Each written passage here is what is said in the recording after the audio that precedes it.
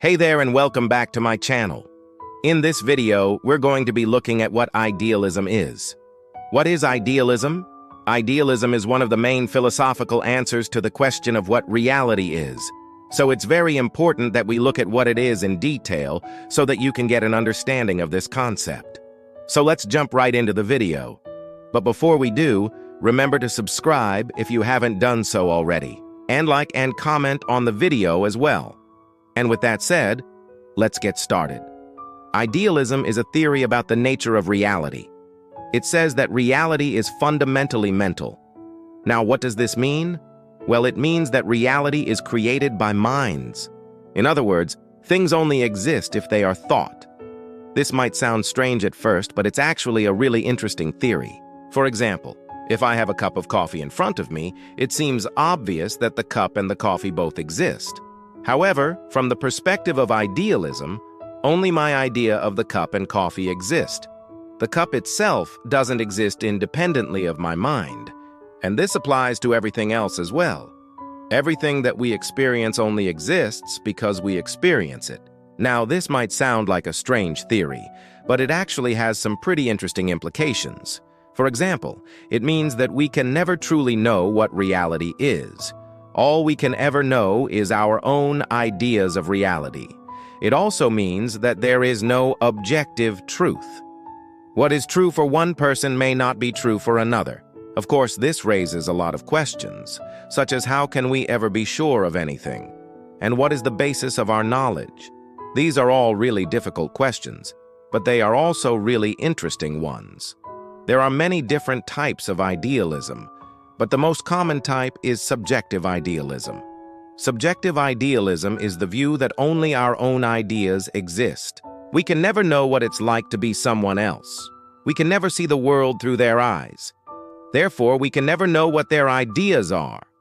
All we can ever know is our own ideas. Now, this might sound like a very individualistic view of the world, but it's actually a very universal one as well. Because even though we can never know what it's like to be someone else, we can still share our ideas with them. We can communicate our ideas to them, and they can communicate their ideas to us. This is what allows us to form communities and societies. We can share our ideas and work together towards common goals. Of course, this doesn't mean that everyone will always agree on what is true. There will always be some people who hold different beliefs than others. But it doesn't matter. We can still live together and work together even if we don't agree on what is true. After all, we all have different perspectives, and that is what makes us unique.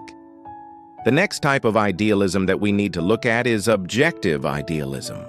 Objective idealism is the view that reality is created by a universal mind. This universal mind is sometimes called the absolute or the oversoul. It is the source of all consciousness, and it is what gives rise to the universe. Now, this might sound like a very spiritual view of the world, but it's actually a very scientific one as well. Many of the greatest scientists of all time were idealists. People like Plato, Isaac Newton, and Albert Einstein all believed that reality was fundamentally mental. According to objective idealism, the universe is a kind of dream. It is the dream of the absolute. The absolute is all-knowing and all-powerful, but it is also perfectly peaceful and harmonious. However, the absolute does not know itself. It has forgotten its own divinity. It has forgotten that it is the source of all consciousness. As a result, the absolute becomes obsessed with itself. It tries to know itself, but the more it tries, the more it forgets. This leads to the creation of the universe.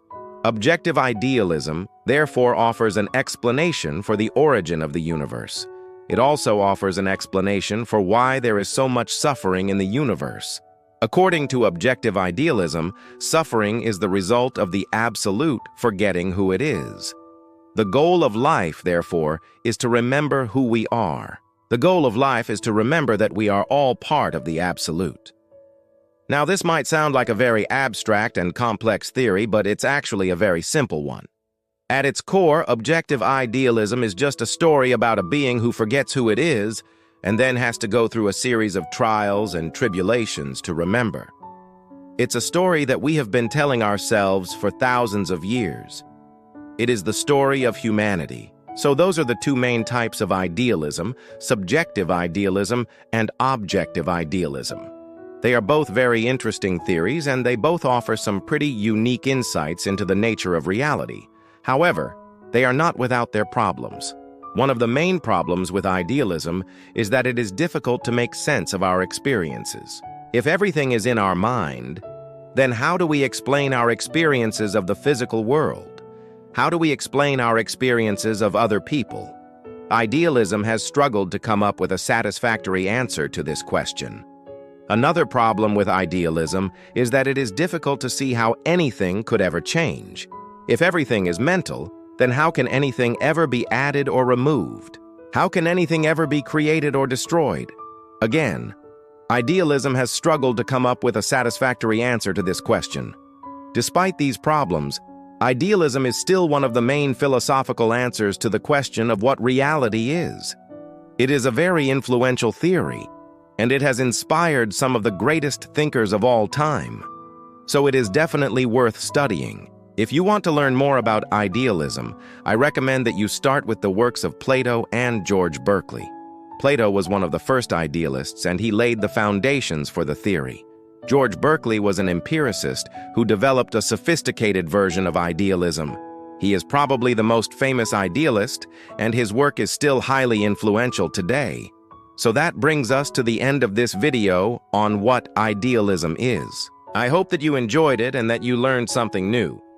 If you did, please hit the like button and subscribe to the channel.